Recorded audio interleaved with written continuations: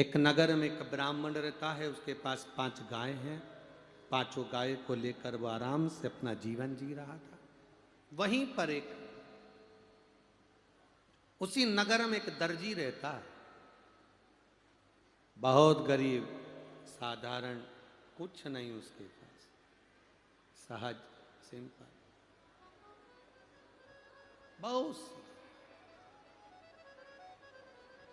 वो दर्जी जिसके पास में धन नहीं, वैभव नहीं, कपड़े सीता, जो धन मिलता उससे अपना गुजारा करता। यमराज कर रहे हैं, सुनो नचिकेता। मार्ग में चलते चलते एक राजा का सैनिक निकल कर जा रहा था, रथ को तेज दौड़ते हुए जा रहा था। रथ ले जाते ले जाते ले जाते ले जाते बीच मार्ग में गाय माता को चोट लग गई, गाय नीचे गिर गई। नचिकेता, जब गाय नीचे गिरी, गौ माता के गिरने पर नजदीक में बहुत से लोग देख रहे थे, कोई नहीं आया। तब एक दर्जी आया। वो दर्जी जिसके पास में थोड़े से कपड़े थे सिले हुए, बेचने जा रहा था, आया। दौड़ कर आकर उसने उस गौ माता के शरीर पर अपने बचे हुए कपड़ों को बांध दिया। धीरे धीरे गौ माता को लेकर अपने घर गया, जिसका एक पांव टूट गया था। यमराज कह रहे नचिकेता, उसने गौ माता की सेवा करी, गौ माता ठीक हो गई।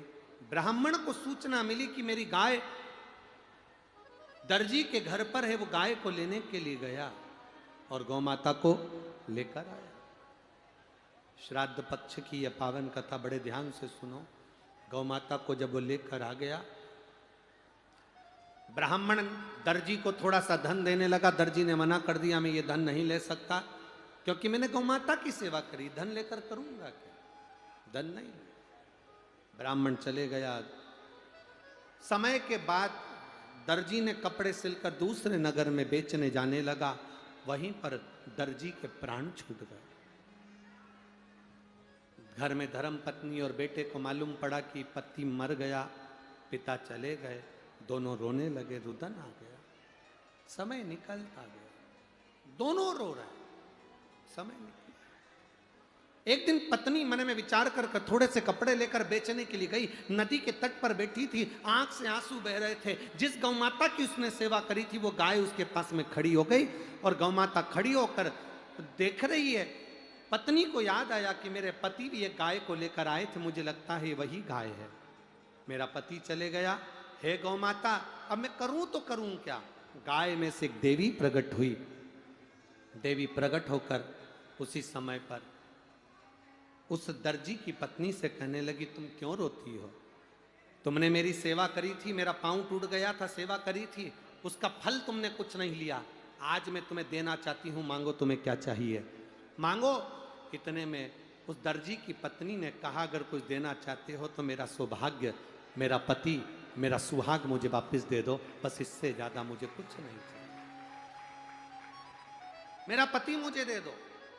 गौ माता ने अपने उदर से यम का स्मरण कर कर पति को दिया। यमराज कहते हैं, सुनो नचिकेता, एक गौ माता की रक्षा करने वाले जीव को यमराज भी हाथ नहीं लगाता, उसकी रक्षा हम स्वयं करते हैं। इसलिए नचिकेता, तुम्हारे प्राणों को हम नहीं हरेंगे, तुम्हारे प्राणों को हम नहीं लेंगे, हम तुम्हें आनंद के साथ में गौ सेवा के भाव से मुक्त करते हैं। सेवा का फल क्या होता है, सेवा का आनंद क्या होता है, ये शिव तत्व ही जानते हैं।